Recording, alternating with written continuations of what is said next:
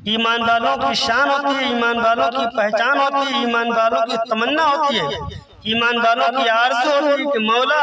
جب بھی ہمیں موت آئے تو بس مدینہ طیبہ کی گلی میں آئے، اور جب ہمارے موت کا وقت آخری ہو، ہمارے موت کا وقت جب نزدیک ہو تو مولا ہم مصطفیٰ جا رحمت صلی اللہ علیہ وسلم کا مبارک شہر ہو اور سامنے روضہ مصطفیٰ ہو۔ یہ آرزو کرتے ہیں ایمان والے، اور وہی ایمان والے ہیں جن کی آرزو ہے کہ مولا ہمیں مدینہ پاک کی سرزمین پر موت آ جائے اور ہماری نظروں کے سامنے مصطفیٰ جا رحمت صلی اللہ علیہ وسلم کا ہرجالہ گنبد ہو۔ مشہور عاشق رسول مدینہ منورہ کے معروف عالم مالکی مسلک کے امام حضرت امام مالک رضی اللہ تعالی عنہ نے تقریباً 40 سال بلکہ ساری زندگی مدینہ طیبہ میں بسر فرمائی۔ صرف ایک بار فریضہ حج کی ادائیگی کے لیے مکہ مکرمہ میں حاضر ہوئے۔ حضرت امام مالک رضی اللہ تعالیٰ عنہ فرمایا کرتے تھے کہ صرف ایک بار زندگی میں حج فرض تھا، 2 مہینے حج ادا کر لیا، اب باقی زندگی محبوب خدا صلی اللہ علیہ وسلم کے محبوب شہر میں گزارنا چاہتا ہوں، اس لیے میں وہ شہر سے کہیں باہر نہیں جاتا ہوں اور حج کے لیے مکہ مکرمہ بھی نہیں جاتا کہ کہیں مجھے موت نہ آ جائے اور مصطفیٰ جان رحمت صلی اللہ علیہ وسلم کا مبارک شہر مجھ سے چھوٹ نہ جائے۔ اور میری آرزو میری تمنا ہے کہ شہر پاک مدینہ طیبہ ہی میں مجھے موت آئے اور اس مبارک شہر میں مجھے دفن کیا جائے۔ کون فرماتے ہیں؟ یہ حضرت امام مالک رضی اللہ تعالیٰ عنہ فرماتے ہیں کہ اسی شہر میں مجھ کو دفن کیا جائے اور اسی شہر مدینہ منورہ میں مجھ کو موت آئے۔ حضرت امام مالک رضی اللہ تعالیٰ عنہ مدینہ طیبہ کی گلی کوچوں سے گزرتے تو شہر مصطفیٰ کی پرانی عمارتوں کو، پرانے مکانوں کو، پرانی بلڈنگوں کو بوسہ دیتے تھے اور چومتے تھے۔ کسی نے پوچھا، کسی نے سوال کیا کہ آپ کی ذات تو بہت بلند و بالا ہے اور آپ امت کے پیشوا اور امام ہیں، امام مالک رضی اللہ تعالیٰ عنہ ہیں، آپ کا ہر عمل بندگان خدا کے لیے روشن ہے اور وسیلہ ہدایت ہے، آپ ان قدیم اور بوسیدہ دیواروں کو کیوں چومتے ہیں؟ ان کو بوسہ دینے کی وجہ کیا ہے؟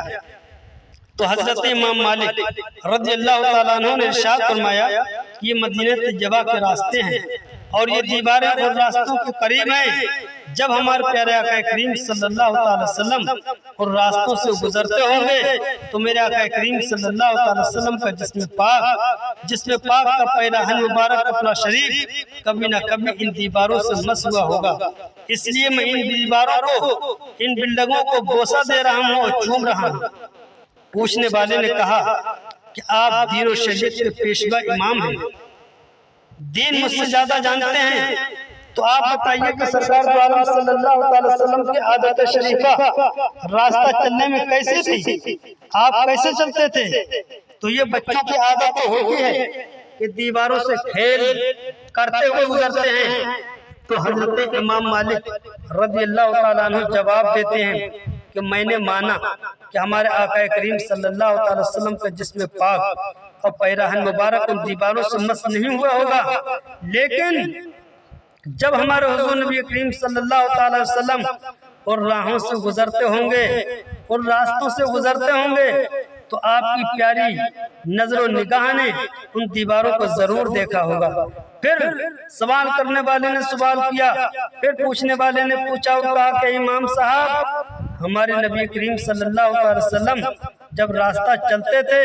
تو سر جھکا ہوتا تھا، نگاہ نیچی کر کے چلتے تھے، تو آپ بتائیے کہ سر جھکا ہوگا اور نگاہیں نیچی ہوں گی تو دیواروں پر نگاہ کیسے پڑی ہوگی؟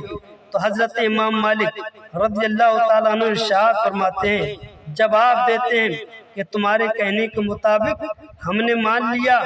اور تسلیم کر لیا کہ ہمارے پیارے آقا کریم صلی اللہ تعالیٰ علیہ وسلم کا نہ جسم مبارک اور نہ ہی کوئی کپڑا شریف ان دیواروں سے لگا ہو اور نہ ہی مس ہوا ہے اور نہ ہی ان دیواروں پر نگاہ نظر پڑی ہے، لیکن تم کو یہ تسلیم کرنا پڑے گا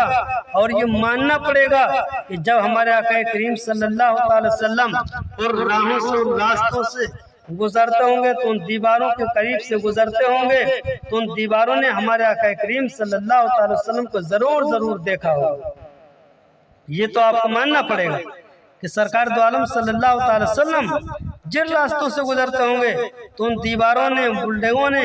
ان مکانوں نے، ان دکانوں نے سرکار دو عالم صلی اللہ تعالی وسلم کو ضرور دیکھا، لہذا ان کو بوسہ دے رہے ہیں،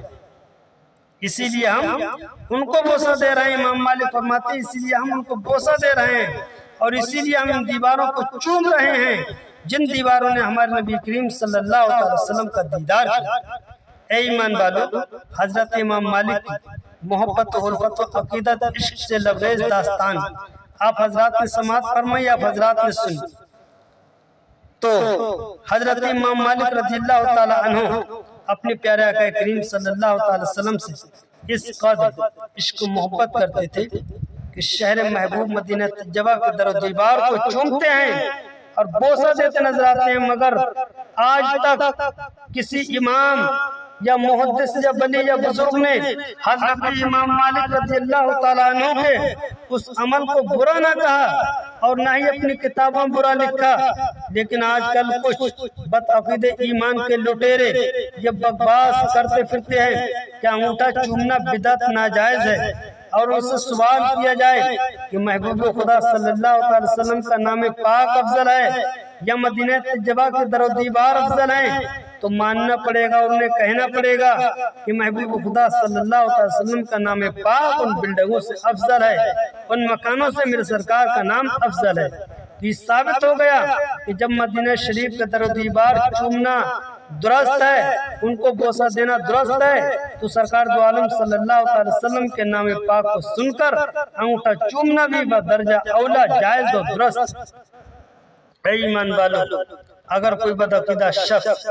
نام پاک کے چومنے کو بدعت و ناجائز کہے تو اس بدعقیدہ شخص سے سوال کیجئے اور اس سے پوچھئے کہ بدعت و ناجائز کام کو ہمارے اسلاف بزرگان دین نے اپنی کتابوں میں لکھ دیا ہے تاکہ امت بدعت و ناجائز کام سے بچتی رہے، تو صحابہ اکرام سے لے کر ائمہ محدثین اولیاء امت کے علماء دین کا کوئی قول بتائیے کہ ان کی کسی کتاب کو دکھائیے کہ جس میں یہ لکھا ہو کہ نام پاک کو سن کر انگوٹھا چومنا بدعت یا ناجائز ہے، مگر شرط یہ ہے کہ ان اللہ والے ان بزرگوں کی کتابوں کا حوالہ چاہیے۔ قیامت تو آ سکتی ہے مگر ایسی کسی کتاب کا حوالہ نہیں دے سکتے جس میں نام پاک کو سن کر انگوٹھا چومنے کو بدعت و ناجائز لکھا گیا ہو، بلکہ بزرگان دین کی کتابوں میں یہ بات کا حوالہ ضرور ملے گا کہ نام پاک مصطفیٰ جان رحمت صلی اللہ علیہ وسلم کا نام پاک سنو تو سن کر انگوٹھا چومنا سنت و مستحب ہے،